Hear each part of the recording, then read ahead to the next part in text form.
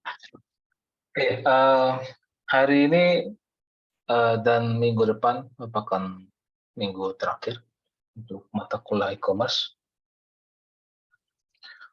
Jadi ada dua materi yang akan kita bahas, ya. Tapi untuk materi berikutnya kita akan bahas di kesempatan minggu depan. Untuk minggu ini kita akan bahas mengenai e-commerce produk konsep.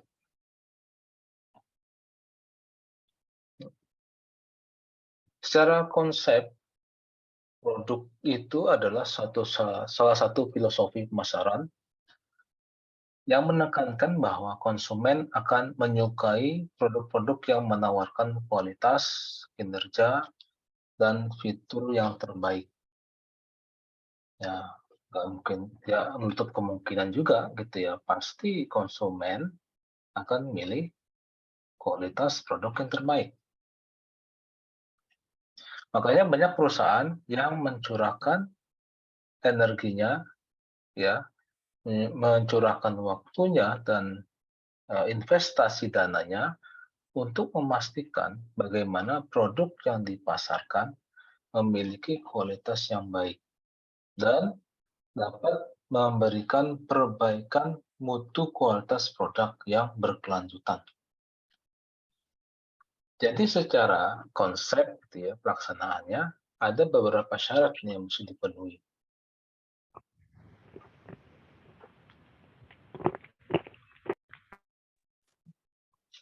Nah, pertama, konsumen membeli produk. Konsumen membeli produk tidak hanya sekedar memenuhi kebutuhannya. Konsumen menaruh perhatian pada kualitas produk. Konsumen juga harus mengetahui tinggi rendahnya kualitas dan perbedaan dalam penampilan di antara berbagai merek barang lain yang sejenis.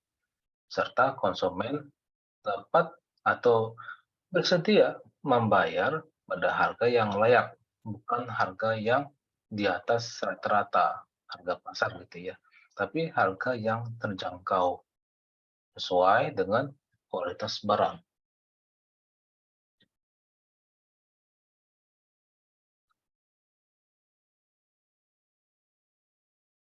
Nah, pada penentuan bagaimana harga barang dapat menentukan kualitas barang tersebut, di mana hal ini merupakan hal yang vital dalam sebuah bisnis. Jika kita memasang harga terlalu tinggi, ditakutkan tidak ada yang membeli, ya. Begitu pula sebaliknya, apabila memasang harga terlalu rendah, malah membuat bisnis kita dianggap tidak serius gitu ya. Atau ibaratnya dapat memberikan kesan bahwa produk yang kita jual itu adalah bukan produk yang sesuai dengan kebutuhan konsumen. Oleh karena itu ada sebutan decoy effect. Apa itu decoy effect? Yaitu teknik psikologi yang berkaitan erat dengan dunia pemasaran. Efek tersebut akan membuat orang memilih produk yang harganya paling mahal.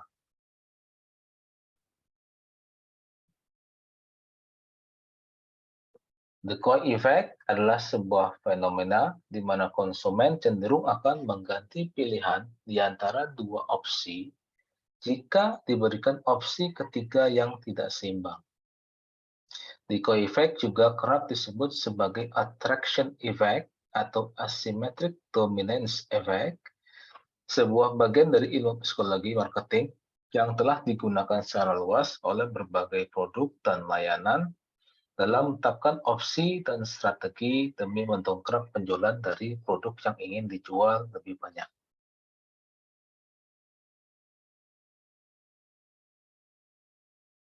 Nah,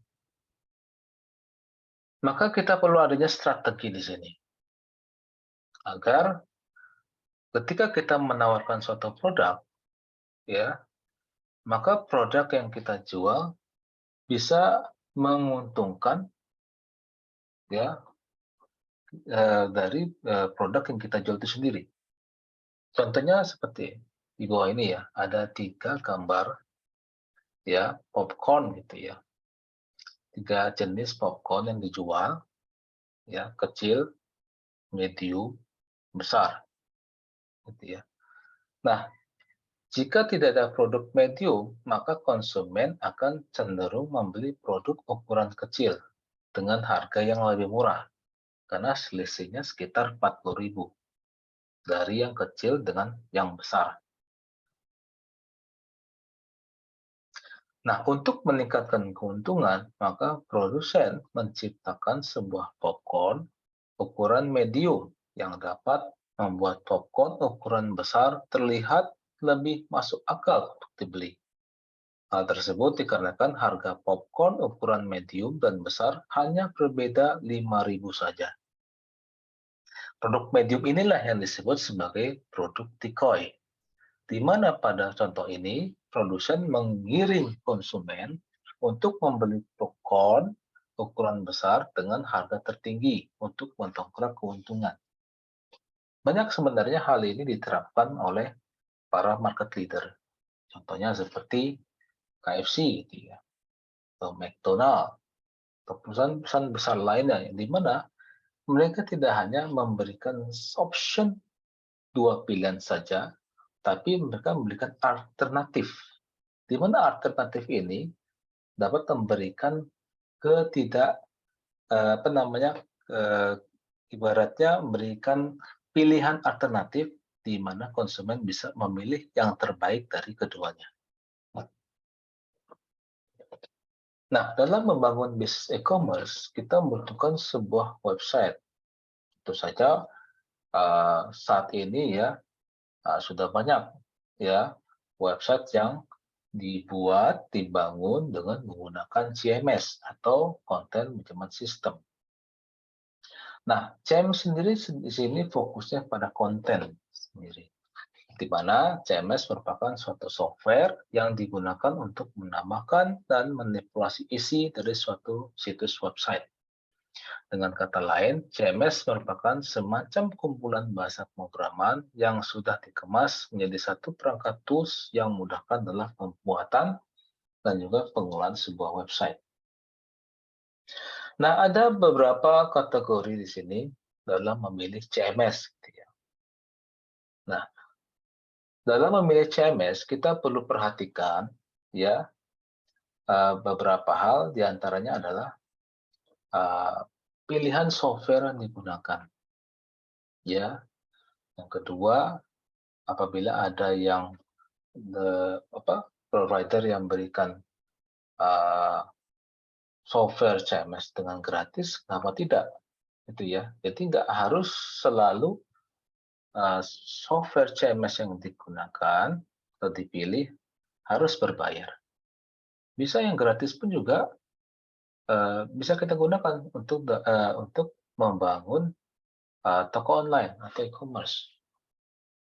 Beberapa market leader, beberapa platform e-commerce, contohnya seperti YouTube, TikTok dan sebagainya, gitu ya, ataupun Tokopedia, itu mereka menyediakan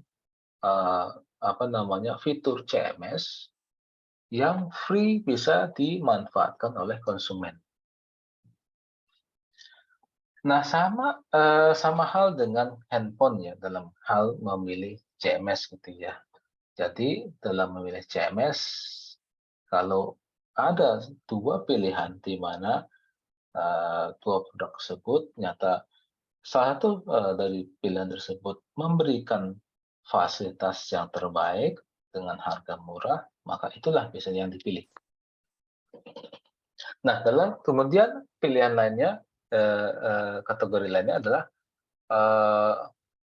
yang tidak lepas ya dari bagaimana cara kita memilih, yaitu adalah kebutuhan fitur yang kita inginkan. Nah, kita harus sesuaikan kebutuhan dalam membangun toko online, kita sesuaikan dengan kebutuhan, kemudian dana yang kita miliki.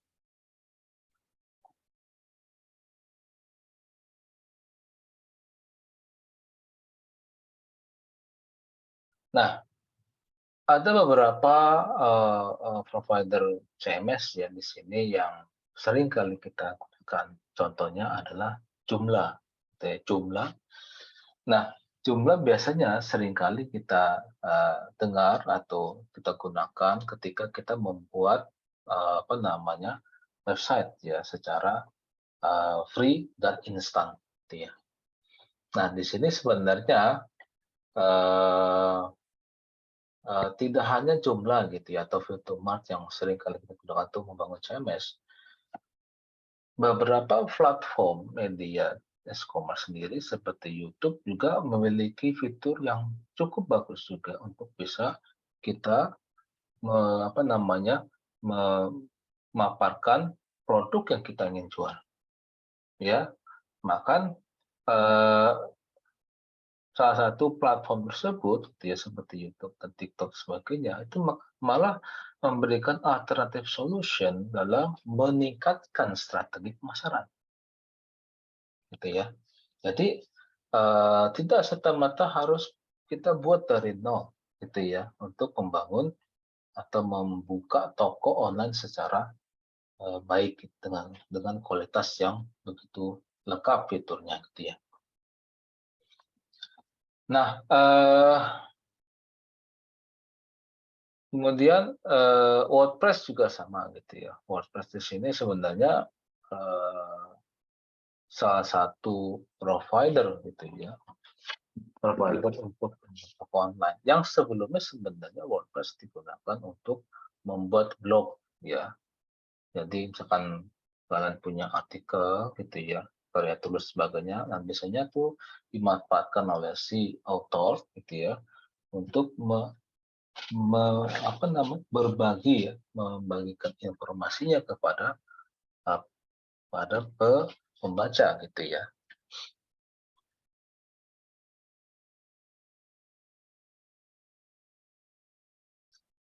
Nah, uh, jadi beberapa contoh platform CMS di sini seperti Joomla, plus Widomart, WordPress, plus Quickshop ya, kemudian Postcommerce, PrestaShop dan juga seringkali juga dipakai ya, dipakai untuk membuat toko online, Zenchart ya.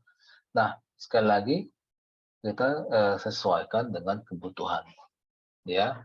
Misalkan kalau misalkan sekali lagi ya kita lihat di sini apa namanya dalam memilih CMS ya kita harus lihat CMS yang dibangun CMS yang digunakan, software CMS yang digunakan, apakah sesuai dengan kategori kita butuhkan? Kalau kalau ternyata walaupun fiturnya banyak, tapi ternyata harganya yang tidak sesuai dengan kapasitas kita, nah itu bukan jadi pilihan terbaik, ya.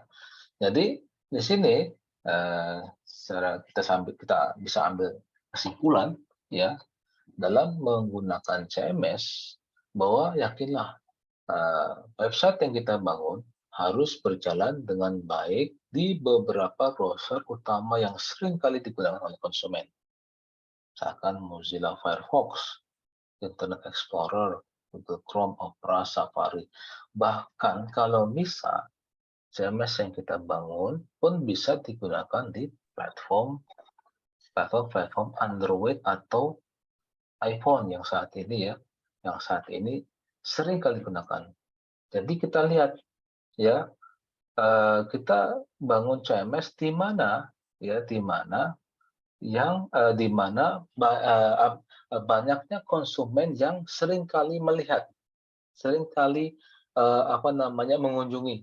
Nah, kalau misalkan kita bangunnya eh, di bawah platform apa platform web itu ya, web content sebagainya. Nah, kalian harus pilih apakah lebih baik dengan menggunakan web atau menggunakan Android gitu ya. Mana kira-kira konsumen yang sering kali mengunjungi atau sering kali apa namanya mengunjungi CMS atau keuangan kalian gitu ya. Kalau misalkan pilihannya ternyata pas kalian survei ternyata penggunaan Android atau pengguna Apple yang notabene lebih banyak gitu ya pengunjungnya, maka itu yang terbaik.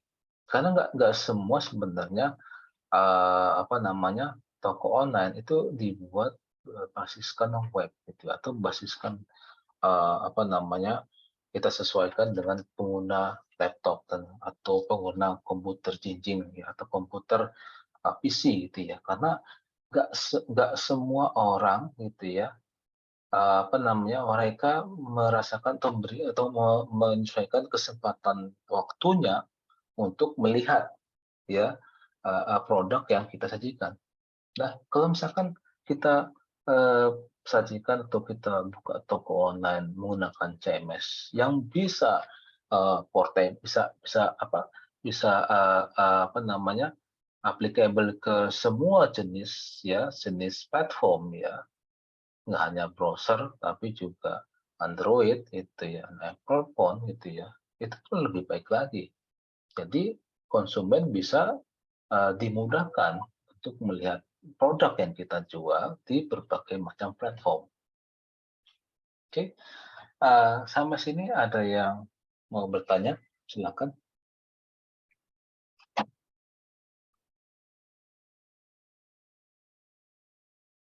Ada? Silakan kalau ada yang mau bertanya. Nggak ada? Oke, kalau nggak ada,